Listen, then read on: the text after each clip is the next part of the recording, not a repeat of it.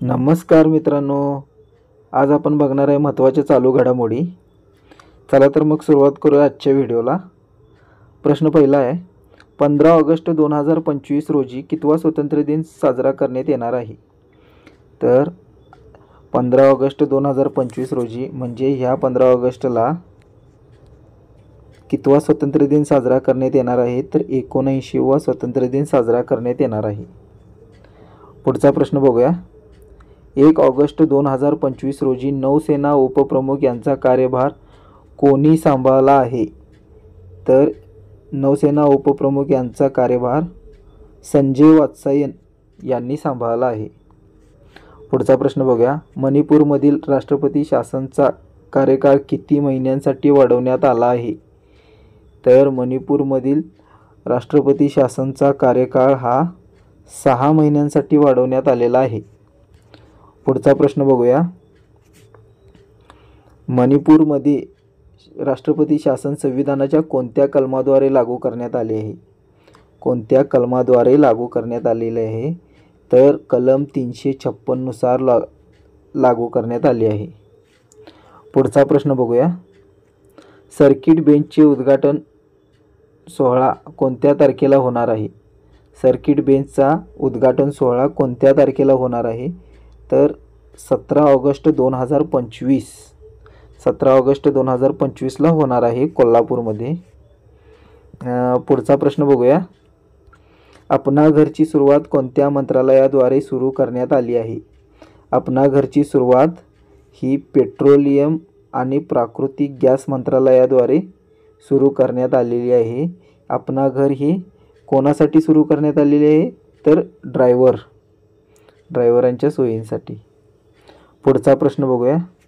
चंद्रमाच्या अध्ययनासाठी चंद्रयान-4 मिशन कोणत्या वर्षी लॉन्च करण्यात येणार आहे? चंद्रमाच्या अध्ययनासाठी चंद्रयान-4 मिशन हे 2027 या वर्षी लॉन्च करण्यात येणार आहे।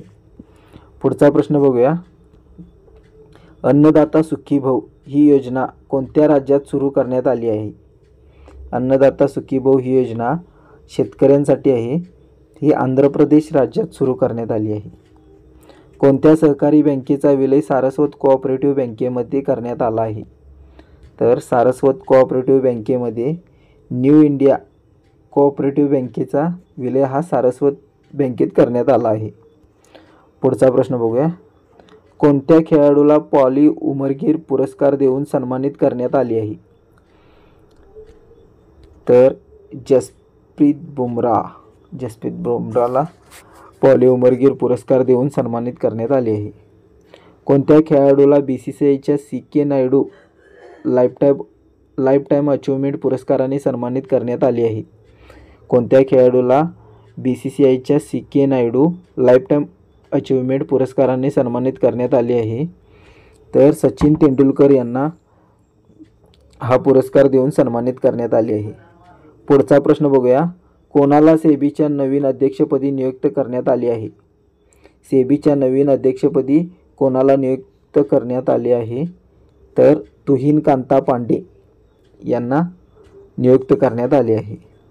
पुढचा प्रश्न बघूया। कोणत्या देशाचा पासपोर्ट सर्वात महाग घोषित करण्यात आला आहे? कोणत्या देशाचा पासपोर्ट सर्वात महाग घोषित करण्यात आला आहे? तर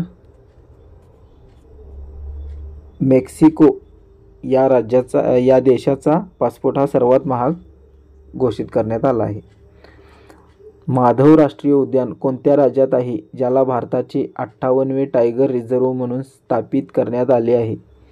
तर माधव राष्ट्रीय उद्यान हे मध्य प्रदेश या राज्यात आहे, हे लक्षात ठेवायचं आहे।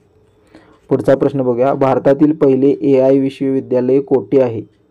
भारतातील पहिले AI विश्वविद्यालय कोठे आहे? तर पहिले AI विश्वविद्यालय हे मुंबई या ठिकाणी आहे।